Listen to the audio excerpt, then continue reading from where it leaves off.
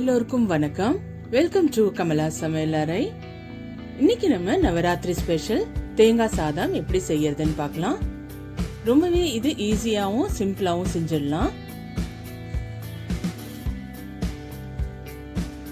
வாங்க இது எப்படி செய்யறதுன்னு பார்க்கலாம். ஒரு கடாயில 2 டேபிள் ஸ்பூன் தேங்காய் எண்ணெய் சேர்த்துக்கோங்க.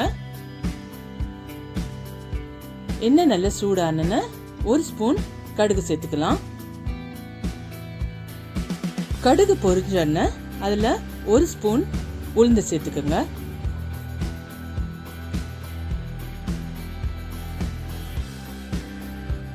ஒரு ஸ்பூன் கடலைப்பருப்பு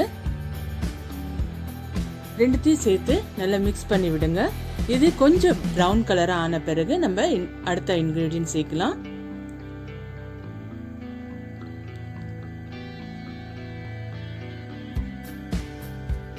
இது லேசா ப்ரௌன் ஆயிடுச்சு. இப்போ நம்ம இதில் கொஞ்சமாக முந்திரி பருப்பு சேர்த்துக்கலாம். முந்திரி பருப்பு ஆப்ஷனல் தான், வேணும்னா சேர்த்துக்கோங்க, இல்லைன்னா ஸ்கிப் பண்ணிக்கலாம். இப்போ நம்ம இதில் கொஞ்சமாக இஞ்சி சேர்த்துக்கலாம். இஞ்சியை பொடியாக நறுக்கி வச்சுருக்கேன். 2 பச்சை மிளகா, கொஞ்சமாக கருவேப்பிலை, எல்லாத்தையும் நல்லா மிக்ஸ் பண்ணி விடுங்க. இப்போ நம்ம இதில் 1 கப் தேங்காய் சேர்த்துக்கலாம். தேங்காய் சேர்த்துட்டு நல்லா இது ஒரு 5 நிமிஷம் நல்லா வதக்கணும்.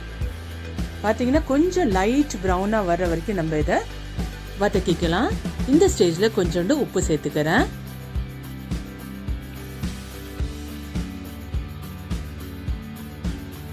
கொஞ்சம் லைட் ப்ரௌனாக வந்தோன்னே நம்ம இதில் இப்போ சாதத்தை சேர்த்துக்கலாம். சாதம் நான் முன்னாடியே செஞ்சு எடுத்து வச்சுருக்கேன். சாதம் செஞ்சுட்டு அதில் 1 ஸ்பூன் தேங்காய் எண்ணெய் விட்டு கலந்து வச்சுக்கோங்க. இப்போ நம்ம இதை தேங்காயோட மிக்ஸ் பண்ணிக்கலாம். உங்களுக்கு வேணுங்கிற அளவு சேர்த்துக்கிட்டு மிக்ஸ் பண்ணி விடுங்க. அவ்வளோதான், நம்மளோட தேங்காய் சாதம் ரெடி ஆயிடுச்சு. ரொம்ப ஈஸி, ரொம்ப சிம்பிள் அண்ட் வீட்டில் இருக்கிற பொருட்கள் வச்சே நம்ம இதை செஞ்சிடலாம். இந்த ரெசிபி உங்களுக்கு பிடிச்சிருக்கும்னு நினைக்கிறேன். பிடிச்சிருந்தா லைக் பண்ணுங்க, உங்க ஃபேமிலி அண்ட் ஃப்ரெண்ட்ஸோட ஷேர் பண்ணுங்க, மறக்காம சப்ஸ்கிரைப் பண்ணுங்க.